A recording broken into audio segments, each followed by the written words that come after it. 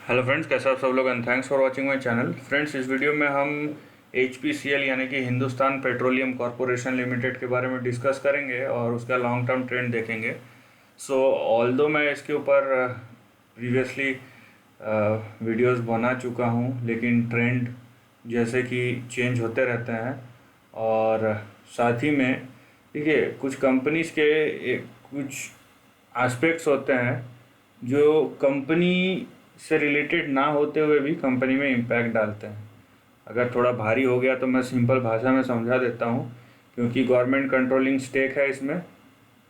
ठीक है, तो यहाँ पे जब गवर्नमेंट कंट्रोलिंग स्टेक आपको दिख रहा है तो यहाँ पे आपको पता है कि ऑल्दो जो तेल के भाव है वो मार्केट ड्रिवन है और वो चेंज होते हैं, पर डे चेंज होते हैं। लेकिन बात ऐसी है कि जब इलेक्शन का टाइम आता है तो जो चीज़ें नहीं होनी होती वो भी हो जाती है, और जिसके वजह से असर होता है कंपनी के फाइनेंशियल्स पे। ठीक है, वो 50 पैसे 1 रुपये का मूवमेंट भी अगर गवर्नमेंट 1 महीने के लिए रोक देती है या इलेक्शन टाइम के लिए, तो फिर उसका इम्पैक्ट पूरे ओवरऑल सिस्टम पे आता है और वो किसको भुगतना पड़ता है? इन्वेस्टर्स को। नो डाउट एक कैश रिच कंपनी है और तेल के दाम जब कम होते हैं तो जिन लोग रिफाइनरीज हैं जैसे HPCL हो गया, BPCL हो गया, इन लोगों को फ़ायदा मिलता है। लेकिन वो चीज़ जो है, क्योंकि ये एक ऐसा अभी तक जो तेल है या पेट्रोल डीजल ये सब स्टेट गवर्नमेंट अपने हिसाब से कंट्रोल करता है, ये GST के एम्बिट में अभी तक नहीं है।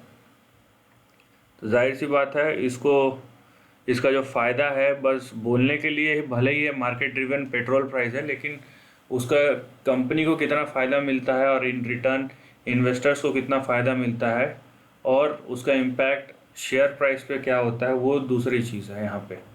ठीक है, तो इस चीज़ों का आप ध्यान रखिए ट्रेंड को जब भी देखते हैं। और इस टाइप की कंपनीज़ में नो डाउट कंपनीज़ बहुत अच्छी है, लेकिन आप अगर ऐसा सोचते हैं कि इसमें आपने ख़रीद लिया तो आपको over a period of time थोड़ा थोड़ा रिटर्न देगा, फिर प्रॉब्लम है। क्योंकि जो चीज़ें हैं यहाँ पे, जो कंट्रोलिंग फोर्सेस है, जो रेगुलेटरी है इसका, क्योंकि गवर्नमेंट इसका रेगुलेटरी है एक तरफ, तो वो अपने हिसाब से जब रूल्स चलाएगा तो असर सीधा होता है कंपनी के फाइनेंशियल्स पे। तो यहाँ पे अगर आप मोमेंटम प्ले या ट्रेड समझते हैं उसके हिसाब से देखिए चीज़ों को। ठीक है, उसके हिसाब से देखेंगे तो आपने अगर सही ट्रेंड पकड़ लिया, सही जगह पे इंटर एग्जिट हो गए तब तो ठीक है, नहीं तो फिर करेक्शंस भी साथ में है, कंसोलिडेशन भी है, जो कि बहुत लंबे होते हैं। आप यहाँ पे देख सकते हैं चार्ट में, ये मेरे को बताने की ज़रूरत नहीं है। आप यहाँ पे देखिए 1993 से 2014 में ब्रेकआउट आया है, और ये दूसरी किसी स्टॉक या सेक्टर में हुआ होता तो इसको एक बड़ा ब्रेकआउट माना जाता है। लेकिन बात ये, इसको हम इसलिए नहीं मान सकते बड़ा ब्रेकआउट, क्योंकि हमको पता है कि जब भी आ, ये तेल एक ऐसा चीज़ है जो ज़रूरत भी है, लेकिन जाहिर सा टाइम टू टाइम यहाँ पे चेंजेस किए जाते हैं।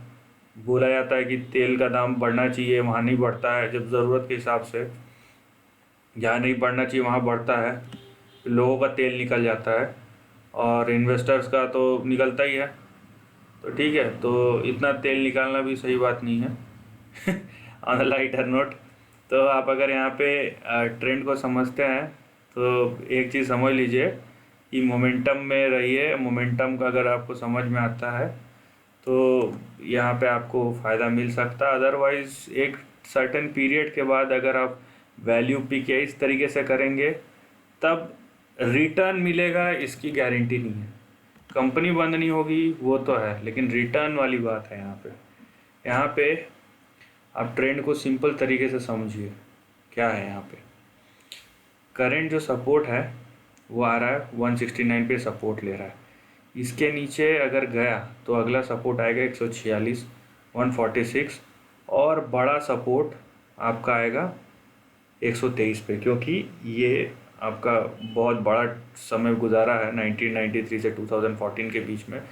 2004 2010 यहाँ 2 बार ब्रेकआउट करने की कोशिश किया, लेकिन 123 आपका बड़ा रेजिस्टेंस, तो इसके नीचे जाना कम चांसेस है, तो यहाँ पे नहीं जाना चाहिए। और अगर इसके नीचे गया तो फिर आप देखिए कि कहाँ तक जा सकता है, 82, और बड़ा आपका सपोर्ट आएगा 50 के पास। इसीलिए चांसेस कम है 123 के नीचे जाने का, लेकिन अगर गया तो ये दोनों लेवल्स आपको देखने मिलेंगे। ठीक है, लोअर लेवल का आप ये समझ लीजिए। और प्रोबेबिलिटी अभी भी है कि अगर ये होल्ड नहीं किया तो ये 123 तक का प्रोबेबिलिटी ओपन ही रखिए। ठीक है, ऊपर अगर ये ऊपर जाता है तो आपका पहला टारगेट और रेजिस्टेंस आएगा 240। अब ये 240 का लेवल बहुत इंपॉर्टेंट है, 240 245 250 आप कर लीजिए, बहुत इंपॉर्टेंट है। क्यों? क्योंकि अगर आप लॉन्ग टर्म ट्रेंड में ऐसा ट्रेंड लाइन जो खींच रहे हैं, आप देखिए ये वाला जो लेवल है ये लॉन्ग टर्म रेजिस्टेंस में आता है। तो जब ये लॉन्ग टर्म रेजिस्टेंस में आता है और अगर ये 240 के ऊपर प्राइस सस्टेन नहीं किया तो घूम फिर के फिर 169 146 पे आ जाएगा। तो इसको अगर ऊपर जाना है बड़े ट्रेंड के तरफ तो 240 250 के ऊपर तो सस्टेन करना ही है। और अगर ऐसा करता है तो आप जो आपका बड़ा टारगेट है वो 550 से यहाँ पे 680 के बीच में आप देख सकते हैं over a period of at least 3 to 5 years. ठीक है, उससे ऊपर मैंने कहा उसका लॉजिक दिया कि उससे ऊपर नहीं जाना चाहिए फ़िलहाल। और ये जो आपका है, क्योंकि हमको एग्जैक्ट मूवमेंट नहीं पता है, तो लॉन्ग टर्म पे ये आपको लेवल दिखेंगे। लेकिन कब? जब ये वाला लाइन देख रहा है अभी रेजिस्टेंस है, ये इसके ऊपर जाता है तो कम से कम 240 250 के ऊपर जाएगा, सस्टेन करेगा, फिर हम ये लॉन्ग टर्म ट्रेंड के बारे में डिस्कस करेंगे या देख सकते हैं। So this is the end of the video पसंद आया तो लाइक और शेयर कीजिए, थॉट्स कमेंट सेक्शन में लिख के बताइए, और ऐसे नए कंटेंट के लिए चैनल को प्लीज़ सब्सक्राइब कीजिए। Lastly, take care of your family and friends.